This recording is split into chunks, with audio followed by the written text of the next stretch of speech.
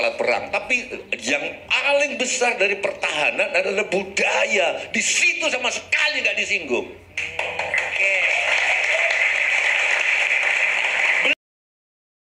Belanda menjajah Indonesia nggak jadi-jadi dengan kapalnya. Nusantara begitu luas, Pak Mardhani. Meksiko, Grace pasti ingat. Tapi setelah Hukroje belajar tentang Islam, belajar tentang budaya-budaya di Nusantara, baru Belanda bisa masuk.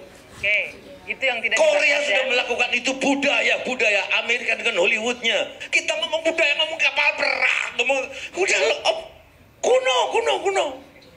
Itu pertanyaan saya ke KPU dan juga kenapa budaya itu pertahanan tertinggi? Kalau kebudayaan kita tinggi, kita akan melahirkan ilmuwan yang bisa bikin kapal, bisa bikin itu. Calon Bunda bibit dia good yang bukan sebagai capres yang harusnya dua yang kita pilih kembali ke basicnya orang baik termasuk di dalam kumpunya dengan orang baik, orang jelek kumpunya dengan orang jelek. Saya jadi presiden setiap luar negeri saya selalu bawa tim budayawan saya. Indonesia harus jadi tuan rumah. Tapi Kak Igun pilih nomor 3 Bun. Kenapa beda Bunda sama Kak Igun? Itu pilihan. Nggak bisa. Kak Igun punya pilihan, Bunda juga punya pilihan. Walaupun Kak Igun sama Bunda sama-sama, kita beda-beda. Nggak bisa Igun nggak bisa memaksakan Bunda. Bunda juga nggak bisa memaksakan Igun. Rumah di negeri sendiri dan tamu yang mempesona. Dengan apa? Dengan kalau Kak Igun milih nomor 3 biarin aja. Kulinernya. Aku tetap milih nomor 2. Dengan ilmuannya, dengan diasporanya. Jadi Mas Anies sudah menyinggung itu. Tapi biar aja Igun memilih nomor 3. Aku memilih nomor 2. Alasannya apa Bunda? Masing-masing punya alasan. Setuju, tetapi KPU-nya membatasi. Ya KPU berdiri dong KPU. Nanti kalau udah pilihan siapa presidennya, udah kita ngogowo bergaul, tetap berteman. Nggak mungkin juga musuh-musuhan, nggak dimandiin matinya, nggak disembayangin apanya. Apalagi saya yang duduk sebelahnya lebih takut lagi sebetulnya ya. Tapi bukan itu intinya. Ya, ada satu pertanyaan ya, yang aku tetap milih nomor 2. Ini jangan berarti nanti saya dianggap mendukung. Nggak berubah aku. Calon loh, Pak. Ya, dan itu udah jadi patokan buat aku nomor 2. Pertanyaan ini ditujukan pada waktu itu kepada Pak Prabowo. Nah, mungkin kalau ini ditanyakan kembali, Grace bisa jawab. Ini kurang lebih mewakili itu, ya. Ini saya bacakan persis seperti itu pertanyaannya. Mau diulang jawaban Pak Prabowo boleh? Simulasi seandainya terjadi kembali gitu loh. Pertanyaannya begini, semakin tinggi jenjang. Nah, ini menempatkan diri pada itu tadi, posisi presiden. Ya kan, bertanya kepada Menteri Pertahanan tapi menempatkan diri pada posisi presiden. Ini pertanyaan dari Anies Baswedan. Semakin tinggi jenjang kepemimpinan, semakin luas cakupannya, semakin kompleks organisasinya, maka pemimpin makin mengandalkan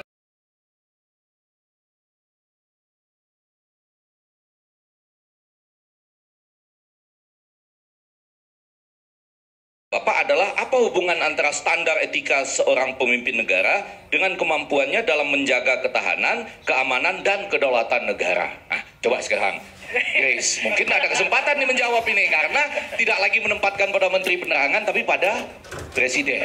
Panglima tertinggi. Silakan lo Grace. Saya kasih Bang Egy, saya terima kasih diberi pertanyaan, tapi ini bukan nomor debat capres. 02 Bunda semakin di depan. Jadi saya minta kami ini jangan diperlakukan demikian. Ya, tadi saya nyambung apa yang disampaikan oleh Mas Sujiwo Tejo. Kalau dibilang ini nggak ada pertanyaan itu, kebetulan salah satunya menurut saya mencoba meletakkan. Poinnya adalah memang sudah ada disinggung. Iya, disinggung walaupun tidak langsung budaya. Tapi dalam konteks tata nilai, etika gitu ya, dan kemudian dikaitkan dengan posisi yang lebih tinggi dari Menteri Pertahanan. Ya, tapi nggak apa-apa juga guys, kalau nggak dijawab nggak apa-apa. Salah satu trik dalam debat adalah nggak menjawab. Iya betul. Ya, ini bisa jadi contoh oleh capres-capres lainnya. Saya ke Bung Ciko. Bung Ciko menanggapi tadi pernyataan dari Mbak Tejo. Harusnya nanyanya apa visi misi sebagai capres ke depan terkait dengan pertahanan, bukan mengevaluasi kerja Menhan. Orang itu diperlakukan sesuai bagaimana dia memantaskan dirinya. Jadi kalau kesingkir karena seleksi alam. Kalau Amin bahasnya nggak sampai ke pikiran dia. Jadi menurut Anda Pak Prabowo tidak pantas untuk maju sebagai calon presiden begitu? Bukan itu aja, kita bicara sebagai Menteri Pertahanan aja dia nggak pantas kok, kemarin kan terbukti gitu kan. Bagaimana Grace menanggapi? Saya bantuin Grace nih. Ya tadi lagi-lagi ya Bang Ciko. Ini kita semua tahu ini sedang ada kontestasi dan yang kita mau bahas hari ini adalah bagaimana kemarin itu harusnya menjadi ajang di mana kita bisa mendengarkan gagasan para capres kita, tapi yang ada di situ adalah ajang saling menilai. Yang saya apresiasi kalau kita tadi Bang Ege bicara soal etika,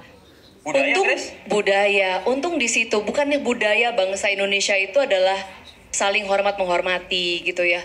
Di sana saya apresiasi sekali Pak Prabowo tidak balik bertanya kepada masing-masing bagaimana Anda memberi nilai kepada Pak Anies sebagai gubernur DKI misalnya, atau bagaimana Anda menilai Pak Ganjar sebagai gubernur Jawa Tengah misalnya, karena bukan pada posisi kita itu untuk menilai. Nilai itu kriterianya banyak, setiap kriteria harus dibuat bobotnya, bukannya cuma sekedar saya nggak suka sama kamu, saya mau menang dari kamu sehingga saya rasa nilai kamu sekian.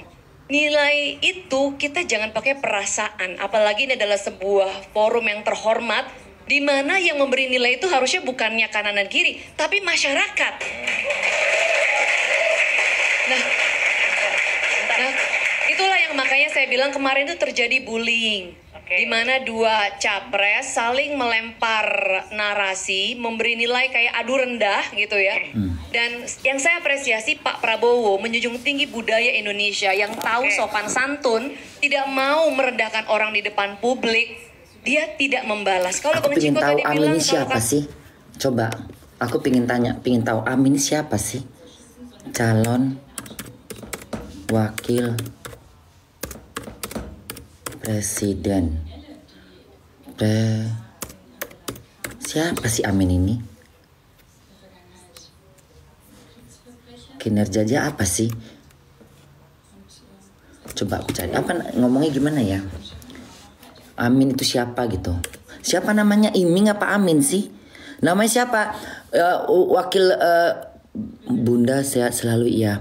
Bunda mirip Saipul Jamil. Terserah kau anjing. Imin ya. Imin ini siapa sih? Imin. Kayak mana tulisannya? Amin apa Imin? Muhaimin Bun. Apa? Kayak mana ngomongnya ya? Caranya kayak mana ya? Prestasi yang apa ngomongnya gimana ya? Kayak mana nulisnya ya biar aku tahu gitu ya. Siapakah? Siapa namanya? Prestasi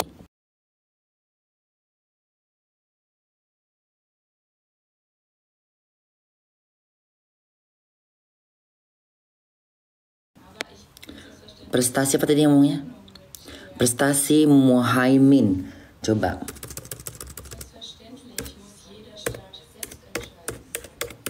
Prestasi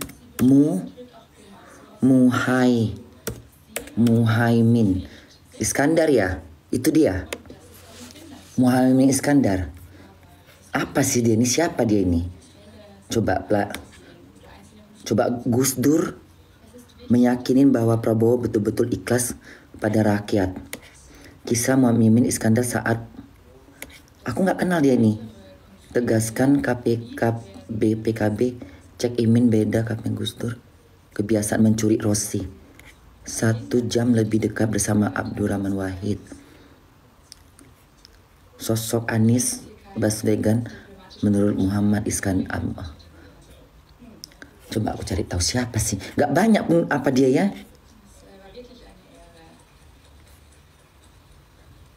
Kesaksian Menteri Desa Sosial Muhammad Iskandar. Internet ini ribet ini. Coba.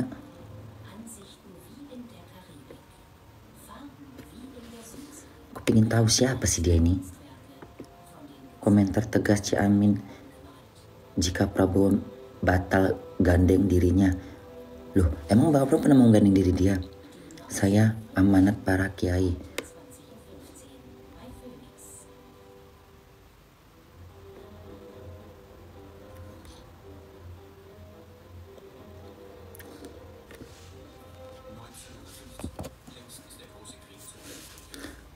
Gak usah bahas itu, Bun. Bersama Amin Anies Muhammad singkatan. Bunda pilih berapa?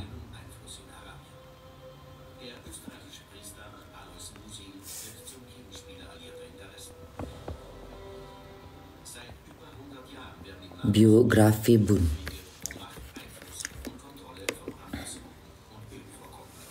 Coba cari dulu ya. Siapa sih Amin ini?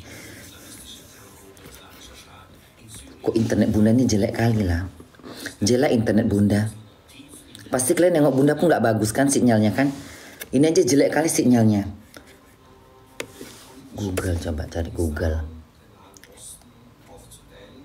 Aku pengen tahu siapa sih.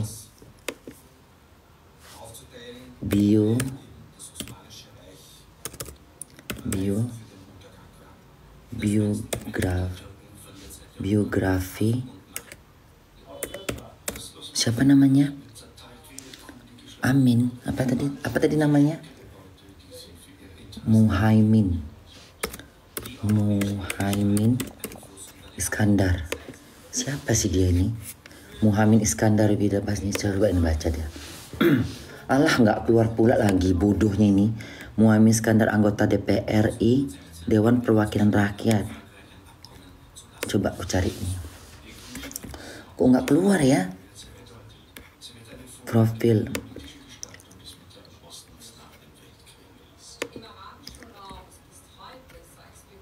Alah, nggak keluar pula dia. Gila-gilaan memang ini. Safari ini kadang-kadang suka gerusuk kau ya. Nggak mau udah keluar.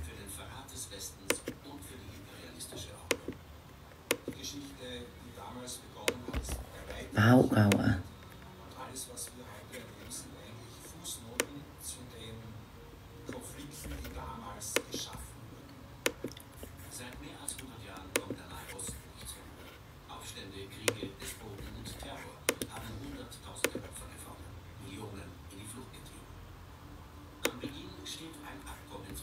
Siapa sih dia ini?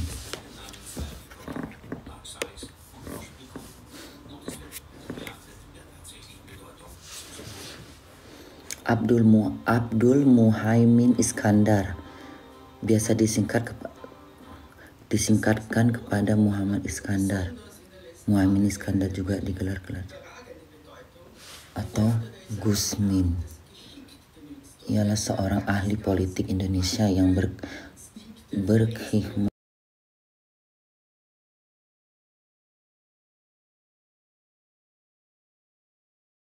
sebagai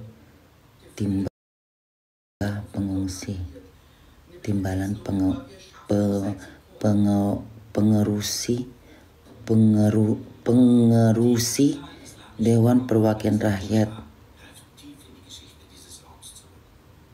dan pengurusi Parti Kebangkitan Bangsa.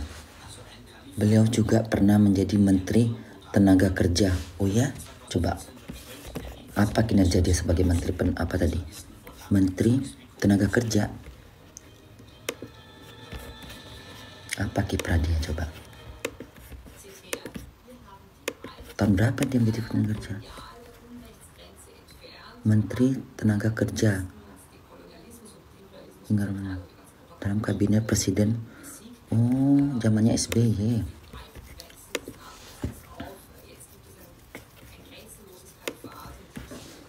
Kok masih muda kelihatan mukanya.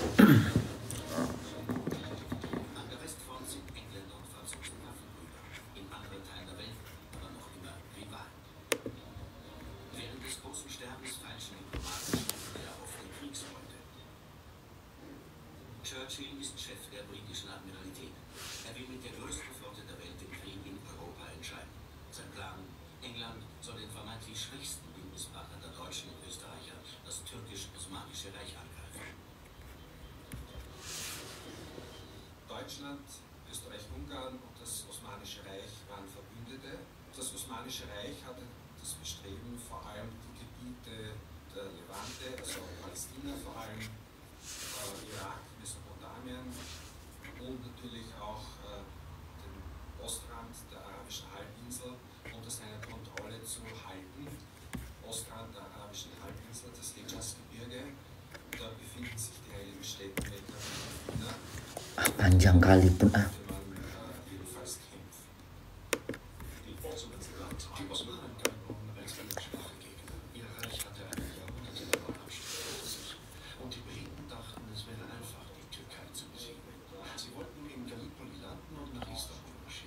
Bunda kerja jam berapa? Nggak kerja libur. Nyanyi bun biar semangat. Desa Anies cari bun. Caimin yang kudeta Gus Dur dari partai politik bun. Masa sih? Jahat kali. Kudeta. Dia yang mengkudeta. Ngeri juga ya. Coba.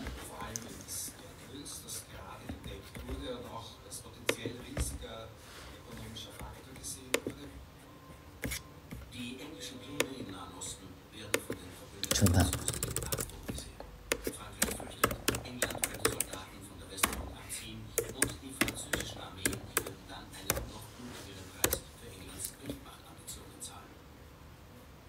Sejak kudeta PPKB 2008 kubu Gus Dur tak terima, Caimin bergeming.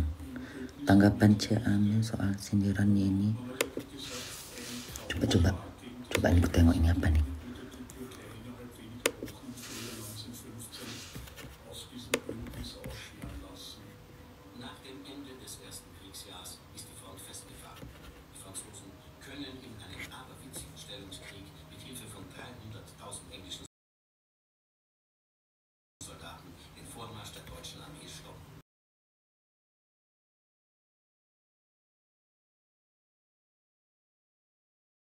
Eines der französischen Argumente war, okay, ihr Briten, ihr macht hier vielleicht im Nahen Osten größere Gewinne, aber wir blicken zu Hause aus. Also die französischen Verluste in Europa waren viel, viel stärker.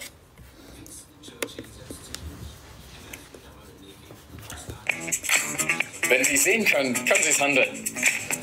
Bunda serius banget ya. Handeln Sie Tesla CFDs mit Libertex.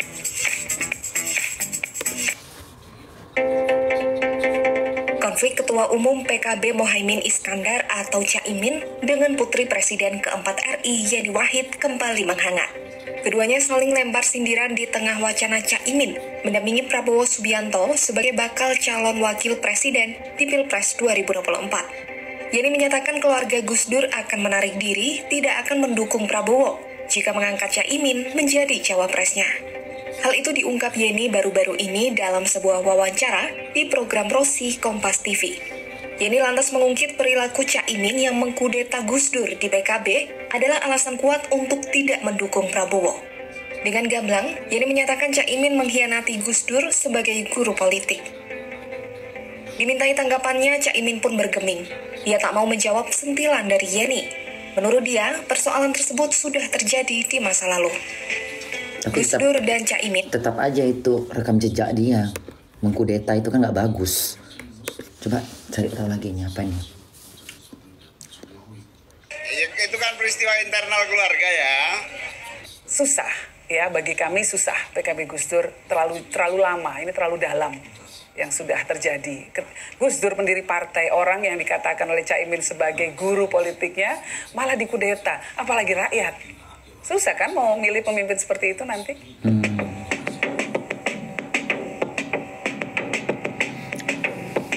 Itulah ambisi jabatannya. Itulah kalau udah orang ambisi jabatan. Itu kan peristiwa internal keluarga ya. Yang saya kira kalimatnya hanya sederhana. Saya itu ditugasi oleh RSA untuk menata ulang partai dengan serius. Cari penculikan aktivitas 2000. Nggak ada penculikan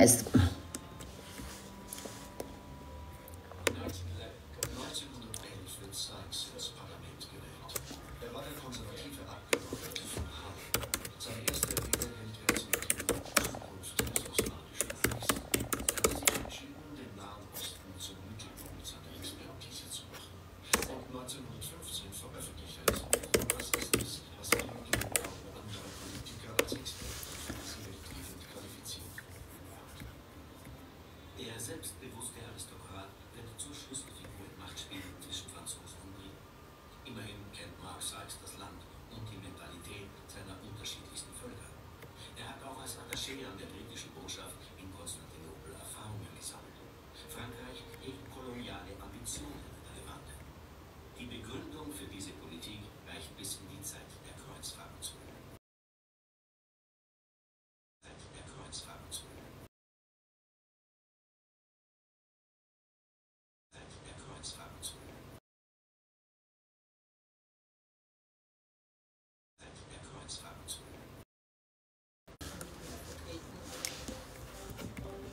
Kleine Glücksmomente oder deine eigene Geschichte.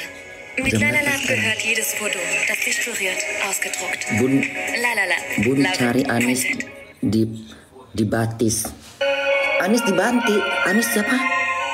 Menjelang pemilihan presiden, ada isu yang kerap menyerang Ketua Umum Partai Gerindra, Prabowo Subianto, yakni terkait penculikan aktivis pada 1998 silam. Wakil Ketua Umum Partai Gerindra, Fadli Zon, memberikan penjelasan terkait isu tersebut. Fadli menegaskan Prabowo tidak terlibat dalam aksi penculikan Fadli Zon ini termasuk dekat juga sama Soeharto dulu dia. Ia mengatakan penjelasan tersebut sudah sesuai dengan hasil persidangan. Saya kira sudah diklarifikasi dan sudah berkali-kali, jadi tidak ada. Semuanya sudah ada proses pengadilan dan sebagainya, itu juga sudah selesai. Fadli menjelaskan, pada awalnya kejadian itu bukan disebut sebagai penculikan, melainkan penangkapan. Sebab ada sejumlah aktivis yang diduga membuat bom di Rusun Tanah Tinggi, Jakarta Pusat, dan bom itu meledak pada 18 Januari 1998.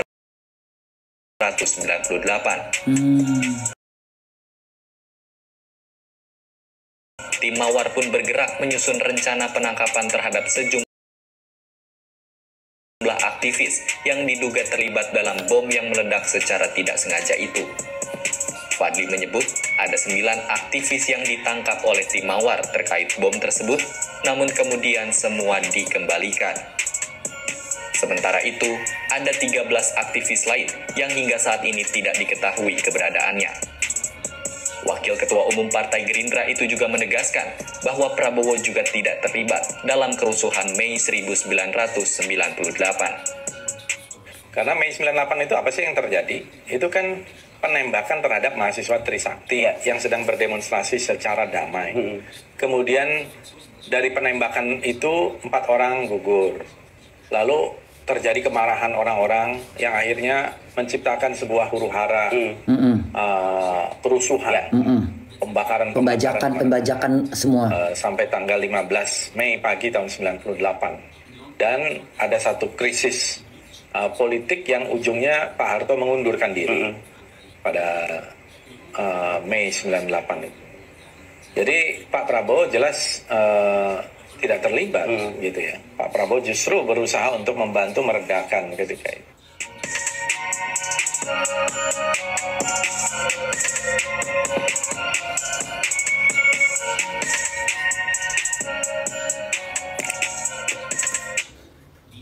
Nggak terbukti dia.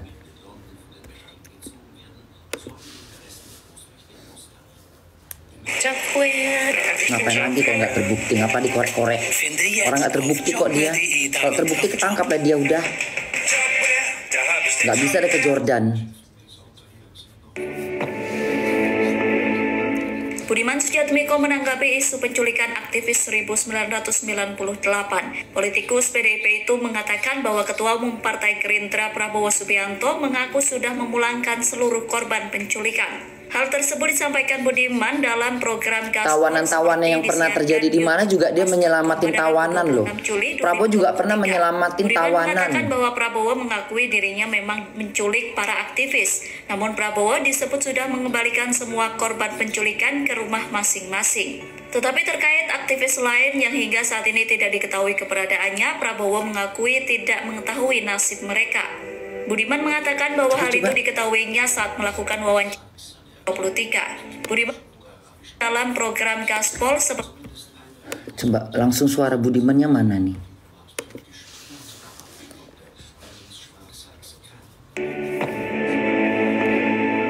Budiman Sujatmiko menanggapi isu penculikan aktivis 1998. Politikus PDIP itu mengatakan bahwa Ketua Umum Partai Gerindra Prabowo Subianto mengaku sudah memulangkan seluruh korban penculikan. Hal tersebut disampaikan Budiman dalam program Gaspol seperti disiarkan YouTube Kompas.com pada Rabu 26 Juli 2023. Budiman mengatakan bahwa Prabowo mengakui dirinya memang menculik para aktivis. Namun Prabowo disebut sudah mengembalikan semua korban penculikan ke rumah masing-masing. Tetapi terkait aktivis lain yang hingga saat ini tidak diketahui keberadaannya, Prabowo mengakui tidak mengetahui nasib mereka. Budiman mengatakan bahwa hal itu diketahuinya saat melakukan wawancara dengan Prabowo di tahun 2002 lalu. Budiman menyebut pertemuan di tahun 2002 itu adalah kali pertama dirinya bertemu dengan Prabowo. Adapun saat peristiwa penculikan terjadi Prabowo juga pada tahun membantu 1997 sampai 1998, Prabowo cuma jadi masih tumbal menjabat sebagai rajim saat Komandan itu, Bun. Jenderal Kopassus. Kopassus diketahui membentuk Makasih, apa itu tadi dikasih apa itu? yang melakukan operasi penculikan. Prabowo juga membantu Palestina Bunda 5 miliar uang Jangan lupa sendiri. like, subscribe, dan Iya, dia mengembalikan aktivitis yang diculik. Mungkin masalah yang tadi itu yang kata si Parizon, adanya aktivitis yang menciptakan bom pokoknya gitu-gitulah. Jadi berkaitan juga sih. Jadi nggak bisa kita tuduh.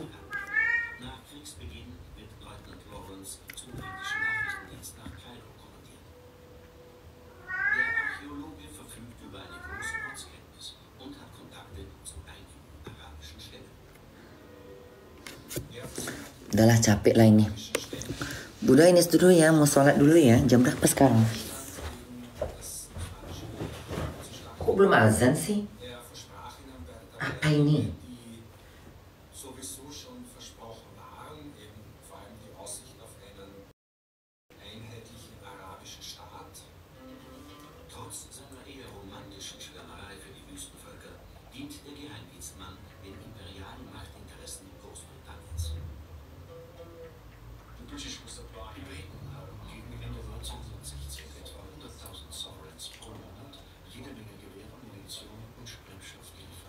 Sie haben jedes Material zur Verfügung gestellt, das für einen Guerillakampf der Stämme gegen das Osmanische Reich notwendig war. They were providing all the material that the tribes needed to fight a guerrilla war against the Ottoman Empire. Nach heutigem Goldwert bezahlten die Engländer den arabischen Aufstand mit Münzen im Wert von gut 30 Millionen Euro pro Monat. Für die Stämme ist dieser Goldregen willkommener Ersatz für die verlorenen Puasa tanggal berapa? Lebaran tanggal berapa sih tahun depan? Lebaran tanggal berapa? Hah? Lebaran tanggal berapa? Kenapa Prabowo dipecat, woi? Itu pun aku nggak tahu kenapa. Jangan cari tahu. Prabowo dipecat, Anies juga dipecat. Udah sama-sama punya kasus, sama-sama punya kejelekan. Udah capek aku. April, Bun, tanggal berapa?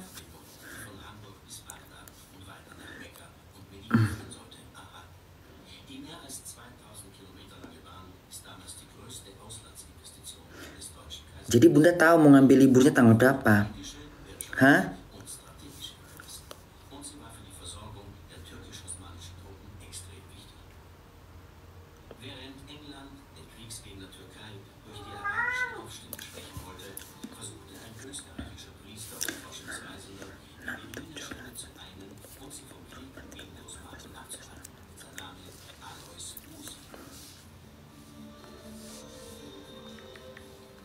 Alois Musil ist in der Spätzeit des Ersten Weltkriegs sehr aktiv gewesen im arabischen Raum. Er hatte durch seine Forschungsreisen, durch seine geografische Arbeit lange Zeit mit Beduinenstämmen der nördlichen saudischen Küste mitgelebt. Er war eher ein Scheich sogar des Stammes der Araber. Und Al-Musil war ein Gegenspieler der britischen Einflussnahme, wie sich überhaupt in der Region alles tummelte, was so Rang und Namen hatte.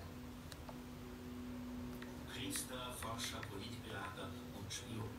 Mit kaiserlichen Papieren und Führungsschreiben ausgestattet, bereist der Priester mit Erlaubnis seines Olmützer Bischofs. Musil lernt Türkisch und Arabisch. Er wird zu einem der besten Kenner dieser Region, die er auch kartografiert und damit auf die Landkarte der Welt bringt. Bei 7 in den Nahen Osten lebt Al-Musil Tausende. Bunda ada di mana? Bapak kita Aku di Jakarta pada saat itu. Tapi aku sibuk-sibuk mau keluar negeri. Tahun segitu Bunda masih di Jakarta. Aku tahu kok itu kejatuhan Pak Soeharto. Ada di Jakarta itu 98 itu. Di mana-mana pembakaran, di mana-mana. Dari mulai Blok M sampai ke kota. Ya, penjarahan di mana-mana. Itu yang namanya hayam muruk, habis semua.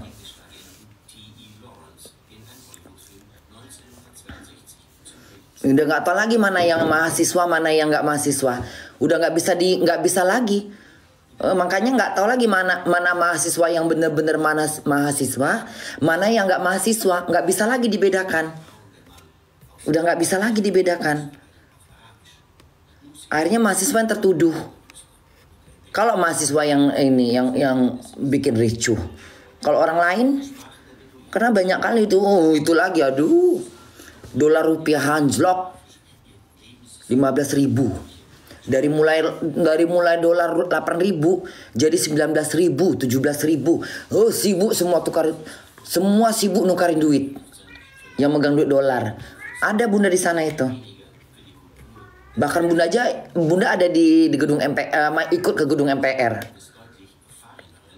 Mahasiswa Trisakti dengan pokoknya masih tersakti lah itu. Jadi nggak bisa pula anggota tim Mawar dulu menculik aktivitas kini jadi toko negeri. Coba jam berapa sih azan? Kok lama kali? Ich glaube, ich zahle zu viel für Strom. Was sagt der Berifox? Beri, Beri, Beribox. Beri, Beri, Beribox. Beri, Beri, Beribox. Was sagt der Berifox? Jetzt ganz Emang udah azan? den richtigen Udah gelap tapi kok belum azan? bis zu 800 Euro sparen. Apa nggak kedengeran? Apa kena mendung? Jam berapa sekarang?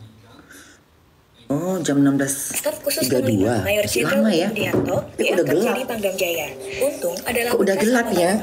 Sebutan populer dari kelompok dalam grup 4 Sandi Yuda Kopassus, pimpinan Prabowo Subianto pada periode 1995 sampai 1998. Tim Mawar terdiri dari 11 personel. Reputasi mereka disorot lantaran terlibat aksi penculikan dan penghilangan aktivis 1998. Jumlahnya 23 orang, dengan rincian 9 dipulangkan, 13 menghilang, dan 1 meninggal dunia. Beberapa nama yang tak ada kabar sampai saat ini mungkin familiar buat kamu, yakni Wiji Tukul dan Petrus Bima Anugrah. Belum, sabar. Pada 1999, Ya, nanti kalau pas mau belanja baru makan ya, Nak. bersalah. Banding diajukan ke Mahkamah Militer Agung pada tahun 2000. Hasilnya, yang semula 5 orang dipecat, hanya tinggal Mayor Bambang Kristiono. 3 atasan mereka juga kena hukuman. Meski begitu, hidup setelah Tim Mawar ternyata tak gelap gulita. Prabowo melenggang di kontestasi politik nasional, terakhir menjabat sebagai Menteri Pertahanan. Sedangkan anggota Tim Mawar lainnya turut kedapatan posisi baik di instansi pemerintahan,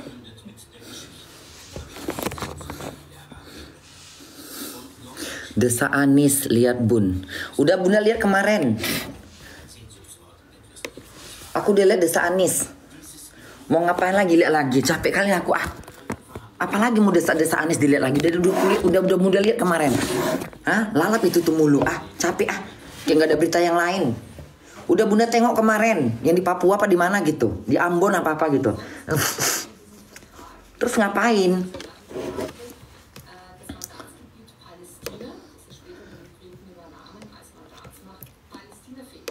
Itu kan peristiwa internal keluarga ya. Sama-sama punya keburukan, sama-sama pun kejelekan. Pakai acara ngebongkar lagi. Ya, si Amin aja pernah mengkudeta. Ini si Muhaimin ini aja pernah mengkudeta seorang apa? Seorang Gus Dur.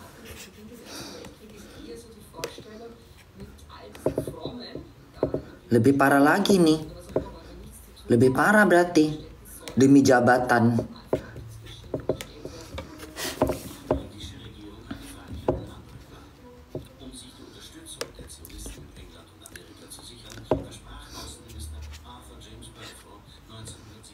Reaksi Ganjar Pranowo diteriakin soal utang oleh mahasiswa. Utang apa dia? Reaksi Ganjar Pranowo diteriakin soal utang oleh mahasiswa UI saat wawancara bersama wartawan. Mana coba lihat. Kapan ini? Wenn Sie sehen können, können Sie es handeln. Siapa ini? Bunda mau Handeln Sie Bitcoin-CFDs mit Libertex. mending joget goyang hadir Bunda. Udah gak ada joget-joget ya. Gak ada joget-joget. Sabar dulu bro, nanti ketemu saya ya. Bro. Kalau jadi presiden utang lagi nggak Pak? Utangnya ditambah nggak Pak kalau jadi presiden?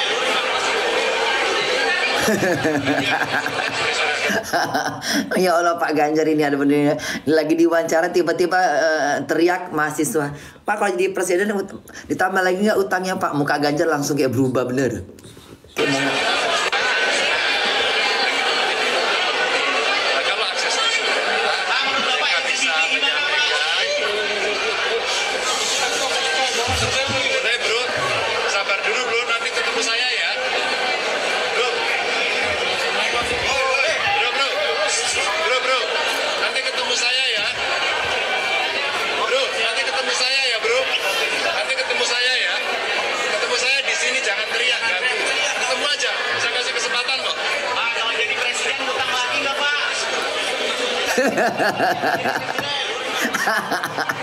Mukanya Pak, mukanya si ini, mukanya siapa?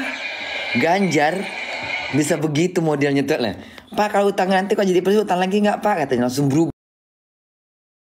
mukanya ini, langsung berubah mukanya.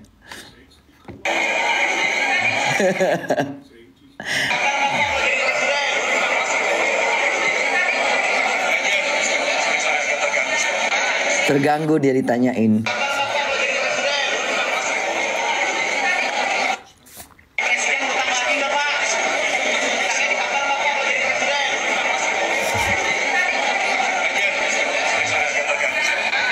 Terganggu dia. Ya iyalah diwawancarin tiba-tiba dong teriak-teriak utang.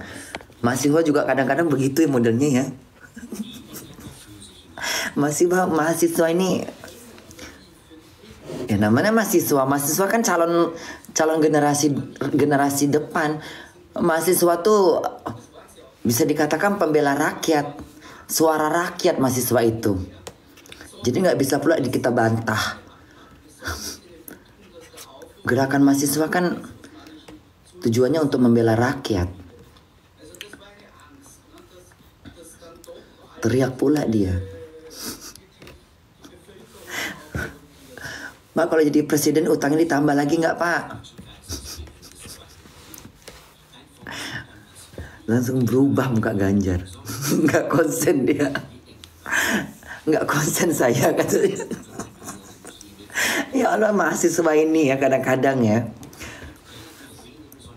Teriakannya itu loh. Sindiran-sindiran pedes gitu ya. Bisanya teriak begitu lagi diwawancarain. Pak bagaimana tentang utang Pak? Apa Pak Presiden apa nanti ketika Bapak jadi presiden nambah utang lagi Pak katanya.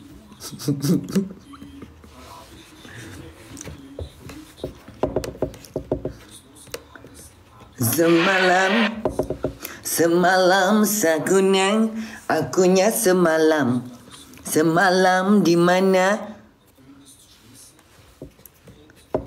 Ini kenapa?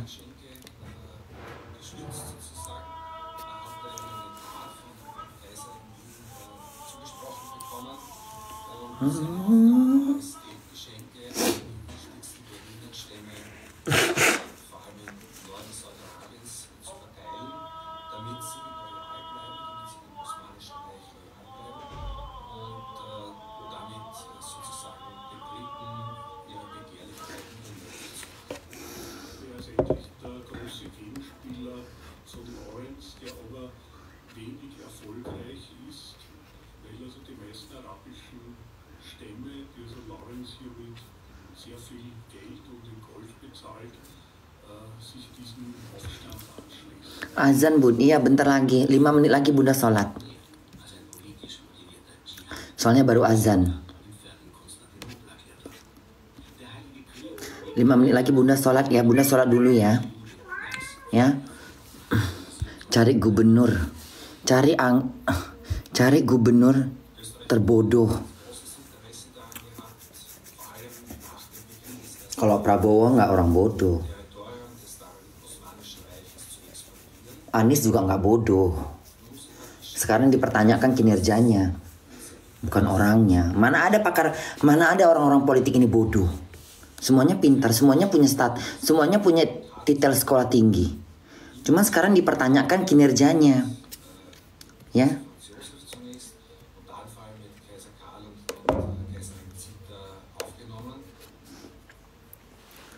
Kalau udah orang di dunia politik itu udah nggak perlu diragukan lagi. Cuman kinerjanya yang sekarang dipertanyakan, bisa nggak dia kerja, bisa nggak kerja, gitu loh. Ada orang pintar tapi nggak bisa kerja, cuman teori. Ada orang ceplok blak tapi kerja. Ada orang nggak pandai ngomong tapi kinerjanya luar biasa. Nah gitu. Tergantung kepintarannya.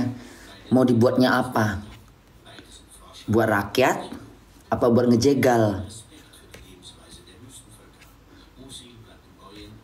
Ada yang pintar ngomong tapi nggak bisa kerja.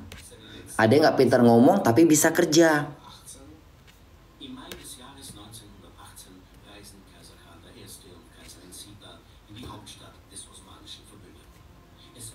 Makanya aku nggak gitu percaya sama politik ini kadang-kadang. Kemarin aku dukung siapa? Dari mulai aku pendukung Prabowo, dari mulai aku pendukung Pak Ahok sampai Jokowi, pindah ke Anies, sekarang pindah lagi ke Prabowo. Lompat-lompat lah kita jadinya, iya kan, lompat-lompat.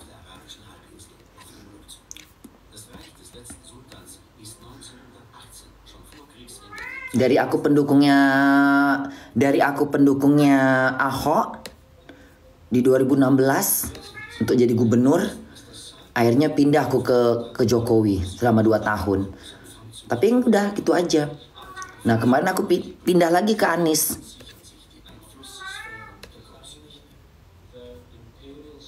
Aku pindah ke Anies, sekarang pindah lagi ke Prabowo.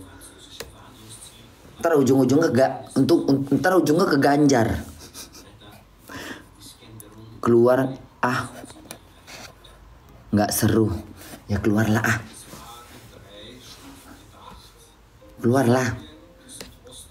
ntar lagi juga aku mau sholat. Udah bye semuanya ya, Bunda sholat dulu ya, bye, ntar nyambung lagi habis sholat. Pak Ganjar Mahfud Bun, Indonesia maju Bun, cari Bobi Kantagara, cari prestasi Pak Anies Bun di Jakarta. Bye Bunda sholat dulu ya, bye semuanya.